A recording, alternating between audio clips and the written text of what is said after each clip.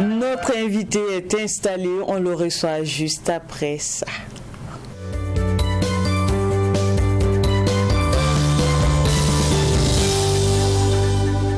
Il s'appelle Monsieur Sylvain Da, il est gestionnaire des ressources humaines, il est aussi spécialiste du recrutement, promoteur du mouvement Centre pour le conseil en emploi et mobilité. Bonjour Monsieur Da. Bonjour Amélie. Comment vous allez? Très bien, bonjour. Bonjour Monsieur Da.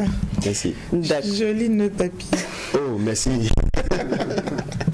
Ça ressemble un peu à Nicodème. Alors aujourd'hui avec vous, okay. Voilà, nous allons parler du domaine de compétences pour le CV. Tout à fait. Je rappelle que le thème principal que nous abordons, c'est comment optimiser la rédaction de son CV. En effet. D'accord. Alors, en quoi renvoie cette rubrique aujourd'hui?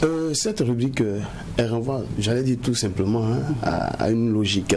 Parce que hier, on a parlé de l'état civil et nous voyons dans les CV la structuration suivante. On a l'état civil, tantôt on voit le parcours universitaire, etc. etc. Mais il y a des CV, nous voyons, domaine de compétences. Domaine de compétences s'adresse essentiellement à ceux-là, je dirais, qui n'ont pas assez d'expérience à illustrer dans le CV.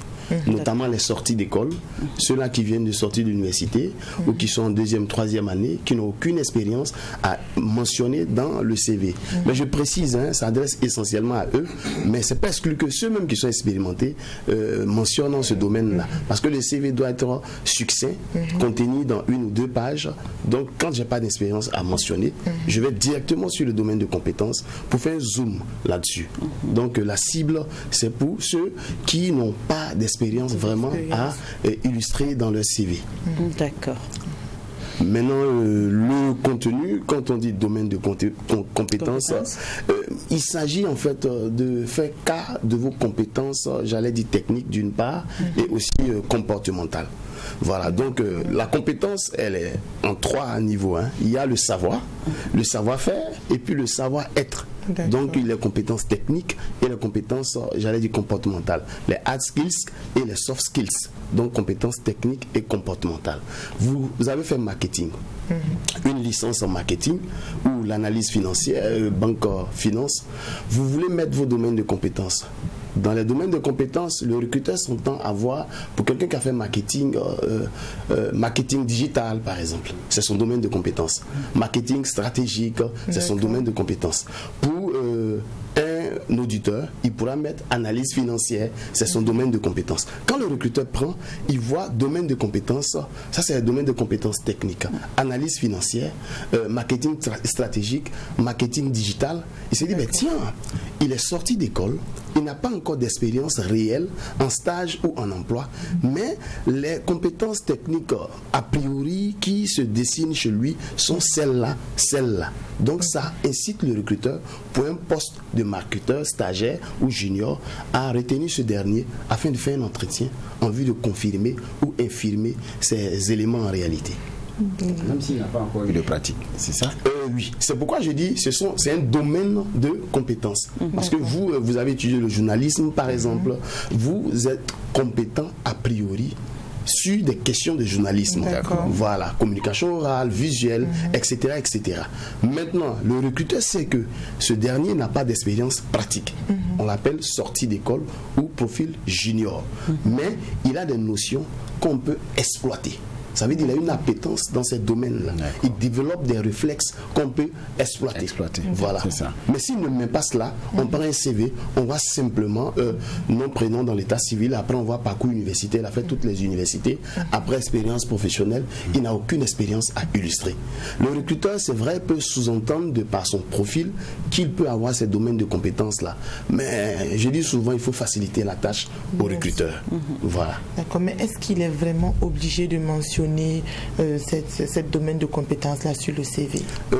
Question, je vois pertinente parce qu'effectivement, il n'est pas obligé. Je l'ai dit tantôt qu'un CV doit être succinct, 1 à 2 pages maximum, selon le cas, pour les sorties d'école ou ces personnes qui ont assez d'expérience. Je dirais vous, moi ou toute autre personne qui exerce dans un métier depuis des années, il peut faire fi. J'ai dit il peut faire fi et aller essentiellement au parcours professionnel, à l'expérience professionnelle qu'on va aborder les jours à venir.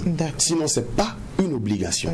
Mais pour ceux qui souhaitent le mettre, Comme on l'illustre, ce sont des domaines qui ont un lien a priori avec votre profil et secondo avec le poste pour lequel vous postulez. Parce qu'un CV vise un poste. Et je l'ai dit tantôt, c'est un domaine de compétences tantôt technique, tantôt comportemental. Pour les domaines de compétences comportementaux, je dirais par exemple, pour quelqu'un qui est aisance communicationnelle, par exemple, il s'exprime facilement. Dynamisme, ça peut s'illustrer. Par exemple, j'allais dire esprit d'équipe, adaptabilité. Donc, c'est des éléments qu'on appelle compétences comportementaux. Donc, comportemental par exemple. Donc, domaine de compétences techniques, comportementales et ainsi de suite. D'accord, on va aller au concret. Ok. Voilà. Et on imagine quelqu'un qui veut faire un CV, qui veut postuler par exemple pour être digital manager. Ok. Comme par exemple c'est le cas de notre boîte actuellement qui recherche un digital manager. Ok. Comment il peut faire son CV? Ok, pour faire son CV, déjà on suppose qu'il a maîtrisé la rubrique état civil. Okay. On suppose aussi qu'il a écouté comment capturer les notions de domaine de compétences. Donc après avoir mis état civil dans le CV, il a mis sa photo professionnelle. Pas de selfie, hein, s'il vous plaît. Donc il finit, il vient, il intitule domaine de compétences. Domaine de compétences digital manager. Un digital manager, on sait que c'est quelqu'un qui est très à l'aise sur les questions digitales. Il y a ces certifications qu'il a faites, ainsi de suite. Il est fort dans ce domaine. Il vient, social media par exemple. Domaine de compétences, social media, pour parler de réseaux sociaux. Domaine de compétences, j'ai dit par exemple Google Digital par exemple. Je dis des exemples pour illustrer en réalité cet élément-là. Et les recruteurs appellent cela quoi? Des codes. Okay. Parce que le recruteur, quand il prend un CV, vous voyez la fiche de poste. On vous dit on veut tel profil, tel profil. Vous, dans votre profil, et comme il a dit, il y a des techniques ou des compétences que vous avez acquises. C'est l'occasion de les mentionner en lien avec la fiche de poste. Dans la fiche de poste, il y a des thèmes clés qui ont un lien avec votre profil. Si vous ne les mettez pas tels que illustrés dans la fiche de poste, c'est pas sûr que le recruteur comprenne qu'il y a un lien immédiat. Donc ce sont des codes, c'est des thèmes qu'il souhaite voir parce que ça répond à un truc précis.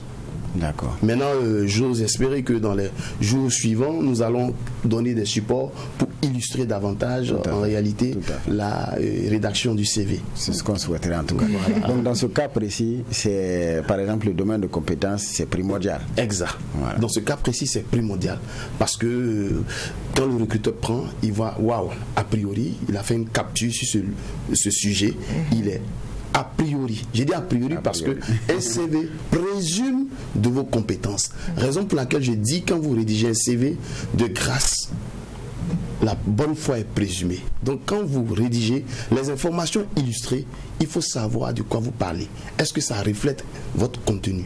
C'est très important. D'accord. Et comment présenter un CV avec domaine de compétences et sans domaine de compétences? Ok. Un CV avec domaine de compétences, déjà, c'est comme je l'ai dit tantôt, état civil, photo à droite, si vous mettez une photo, à la suite, vous faites la capture, le zoom, c'est-à-dire que j'ai le CV qui est là, état civil, je l'ai mis, photo. Domaine de compétences. Je l'écris comme ça, domaine de compétences. Et là, je vais, domaine de compétences, moi je suis spécialiste du recrutement, gestionnaire des ressources humaines. Mon domaine de compétences, recrutement digital, recrutement à distance. Mon domaine de compétences, recrutement, test psychométrique, donc intelligence émotionnelle. Mon domaine de compétence, c'est analyser la personnalité du candidat, prendre le feeling du candidat. Quand je mets test psychométrique, je mets recrutement digitaux. Tous les recruteurs savent que nous sommes à l'ère des transformations digitales. Ce recruteur-là, il répond à notre actualité. Maintenant, un CV sans domaine de compétences, je viens tout coup, je fais fi, je l'enlève, je ne mets pas cela. Après l'état civil, je vais directement sur le parcours professionnel ou le parcours universitaire. Tout coup. Donc si je comprends bien, le domaine de compétences vient avant le parcours professionnel. Exact. Donc le domaine de compétences, il vient immédiatement immédiatement après l'état civil. Maintenant, dans la forme, il y a des CV, nous voyons, tenant compte du design, où le domaine de compétences est, je ne sais pas comment je vais le présenter, il est juste à côté, c'est-à-dire que le CV est un peu carré, et on a le domaine de compétences qui ne vient pas juste en dessous, mais il est mis à droite quelque part. Où on voit domaine de compétences, le monsieur, il met, si c'est un informaticien, il met langage VB, développement, web, ainsi de suite. Il illustre cela quelque part. Voilà. Je pense que ce serait bien que demain on demain nous aurons des images pour pouvoir illustrer tout cela. Avec votre permission, effectivement, demain, en petit briefing, on peut mettre une image illustrative pour ce domaine-là. Merci. D'accord. Vous avez autre chose à ajouter? Oui, je souhaiterais en fait aborder, nous parlions de transformation digitale. Il y a beaucoup d'offres, il y a beaucoup de candidats. Et j'avoue que le match est serré. Donc, pour faire des CV, il faut faire un CV vivant. Pour faire un CV vivant, au-delà de ce que nous racontons, il faut aller dans la dynamique des CV qu'on appelle aussi des CV vidéo. Oui, les CV vidéo. C'est-à-dire aujourd'hui, c'est quoi? C'est l'ère des transformations digitales. Vous pouvez vous essayer à faire votre présentation en vidéo. Vous voyez un professionnel qui vous filme en 2 minutes ou 3 minutes où vous faites votre présentation en CV. C'est-à-dire c'est le récit de votre CV de façon vivante. Et bien pourquoi pas être assisté par des techniciens de la communication comme vous pour le faire et le poster sur les réseaux sociaux essentiellement professionnels. LinkedIn par exemple. Aujourd'hui, c'est la vogue. Et ça permet aux candidats de se démarquer. Parce que quand on voit un CV pareil, on présume déjà de l'audace, on présume déjà du sens de l'initiative, du sens de l'anticipation d'un tel candidat. Et quand on l'écoute déjà, on décèle sa personnalité, son feeling. On l'appelle maintenant pour dire, celui-là, on peut construire un projet avec lui. D'accord. C'est original. Oui, très original. Okay. Très original. Merci beaucoup, monsieur. Je vous en prie. C'est toujours un plaisir d'être avec vous. D'accord. Voilà. Alors, je rappelle qu'il s'appelle monsieur Sylvain Daye. Il est gestionnaire des ressources humaines. Il est spécialiste du recrutement, promoteur du mouvement, Centre pour le conseil en emploi et mobilité. Et comme thème de cette semaine, c'est comment optimiser la rédaction de son CV. On vous reçoit demain à la même heure et puis on va aborder un autre sous-thème. Mais en attendant, on va vous faire danser. Vous aimez danser? Oui, parce que ça relaxe. D'accord. Vous aimez Rihanna? Rihanna, bon, c'est vrai que je sais, j'entends Rihanna. Donc notre concerto du jour, c'est avec Rihanna. Le titre, c'est Diamond.